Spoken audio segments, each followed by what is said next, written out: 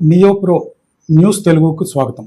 మీకు అందరికీ తెలుసు, అమెరికా ఇరాన్లో ఉన్న ప్రైమరీ స్కూలుపై తమహాక్ క్షేపంతో ప్రెసిషన్ స్ట్రైక్ చేసింది. 168 మంది పిల్లలు మరణానికి కారణమైంది. అసలు ఎందుకు అలా చేసింది, కారణం ఏంటి, ఒకసారి పరిశీలిద్దాం.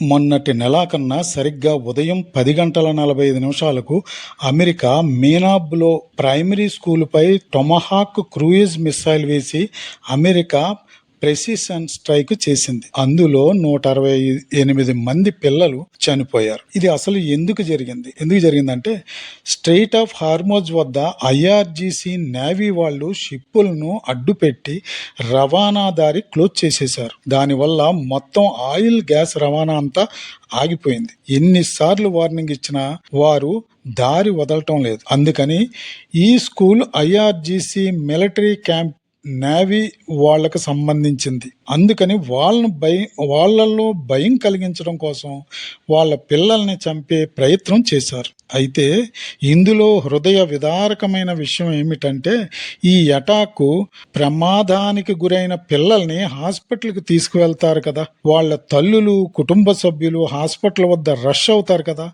మరల వాళ్ళని చంపడానికి మరొక 15 నిమిషాల వ్యవధిలో అంటే 11:15కు మరో మిస్సైల్ హాస్పిటల్ మీద వేశారు. అంటే టోటల్గా నేవీ వాళ్ళ పిల్లలతో పాటు ఫ్యామిలీ మొత్తం పోతుంది. ఇది అమెరికా దాష్టికం.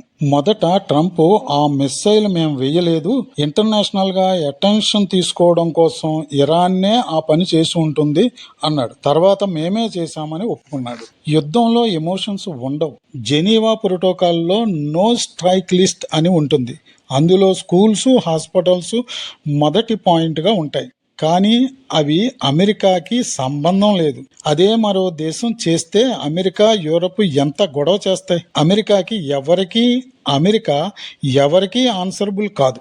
ఇలా ఒకే టార్గెట్ పై 2 సార్లు అటాక్ చేయడం మిలిటరీ పరిభాషలో డబుల్ ట్యాప్ అంటారు. ఈ విషయంపై యూరప్ నోరు ముసుగుని కూర్చుంది. ఐక్యరాజ్య సమితి మూతికి ప్లాస్టర్ వేసి కూర్చుంది. కాశ్మీర్లో అరెస్టులు జరిగితే మానవ హక్కులు గుర్తొస్తాయి. ఢిల్లీ అల్లర్లలో భారత్ కఠినత్వం గుర్తొచ్చేస్తుంది. చైనాకు కరోనాతో సంబంధం లేదన్నది. ఇలా వన్ సైడ్ మానవ హక్కుల కోసం ఉంది ఐక్యరాజ్య సమితి, యునైటెడ్ నేషన్స్. కొన్ని దేశాల కోసం పెట్టుకున్న సంస్థ. ముమ్మాటికి కొన్ని దేశాల కోసం మాత్రమే పెట్టుకున్న సంస్థది.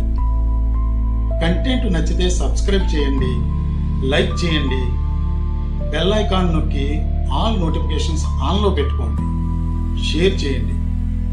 మరొక మంచి కంటెంట్తో మీ ముందుకు వస్తాను. జై హింద్, జై భారత్.